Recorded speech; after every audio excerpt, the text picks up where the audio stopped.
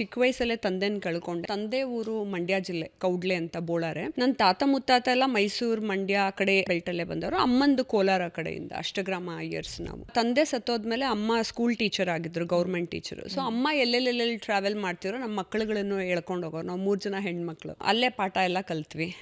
ಹಾಗೆ ಆದಿಚುಂಚನಗಿರಿಲಿ ಓದ್ತಾ ಇದ್ದೆ. ಆಮೇಲೆ ಅದಾದ್ಮೇಲೆ ಬೆಂಗಳೂರಿಗೆ ಬಂದ್ವಿ. ಬಟ್ ನಾನು ಅಲ್ಲಿ ಓದ್ಬೇಕಾದ್ರೆ ಡ್ಯಾನ್ಸ್ ತುಂಬಾ ಇಷ್ಟ ಆಯ್ತು ಅಂತ ಭರತನಾಟ್ಯಂ, ಆಮೇಲೆ ಕಥಕ್ಕು ಒಡಿಸಿ ಎಲ್ಲ ಚೂರು ಕಲ್ತ್ಕೊಂಡಿದ್ದೆ.